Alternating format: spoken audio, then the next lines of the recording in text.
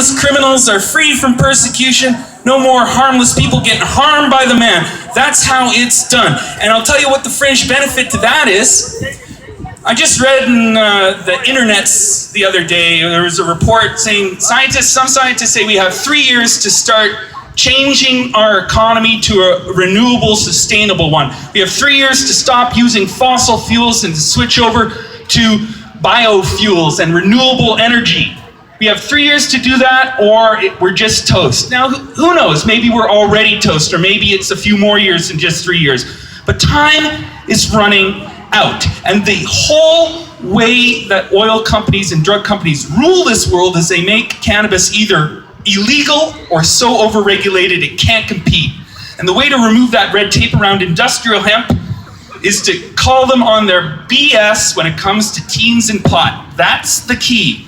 Because they overregulate industrial hemp, they create cannabis cartels and licensed producer systems, and they justify all the persecution and all the arrests in Vancouver on the myth that cannabis makes kids stupid and crazy. They have a whole bunch of reports that they're relying on. I've read those reports. I read a book on those reports.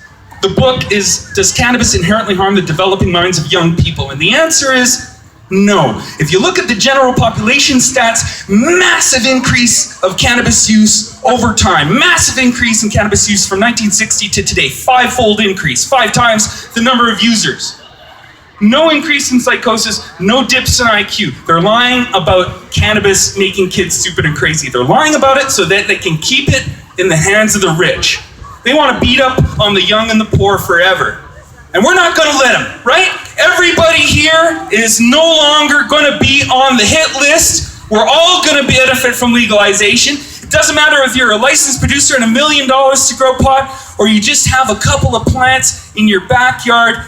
As long as you're not hurting another person, you should not be harmed yourself. So there should be no plant limits. There should be no age limits. It should be sold like coffee beans, because it's actually just about as dangerous and costly to society as coffee beans. If you don't believe me, we gathered the evidence for it. It's in our 420 guidebook. You can get a free copy at the medical tent or in the green-out tent. If you have too much of those edibles that Marijuana Man was talking to you about, just come out to the green-out tent. We have a little cot there. You have a place, but you lie down for a half hour, you'll feel fine. It happens every year. So anyway, getting back to the point, all we have to do is call them on their lie. Every time they want to scapegoat a group of people, whether it's the Jews or the witches or the homosexuals or the potheads and the pot dealers, they say, you're coming for your kids. They're going to hurt your kids.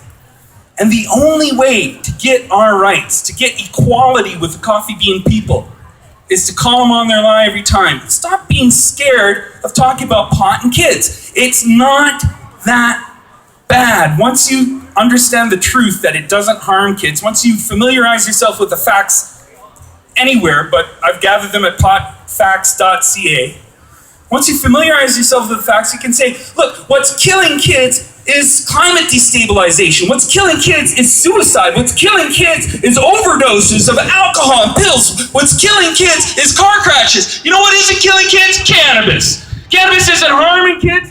It helps them get along in the world we created for them and they have to tolerate. Kids are being crushed by this crappy societies we've left them. And cannabis helps them get through the day. I remember when I was 14, I was suicidal. I didn't have any friends. I had no social graces. My hormones were raging. And what kept me going was that cannabis took the edge off the day. It made all the people who were putting their thumb on my neck a little bit more tolerable, kept me from smacking them. And cannabis is teen medicine. 420 was a ritual created by teenagers after school. It's for the young. How dare they leave the young out of legalization? Pot is for the young. It keeps you young. It allows you to live longer with less stress and fewer wrinkles. It's medicine.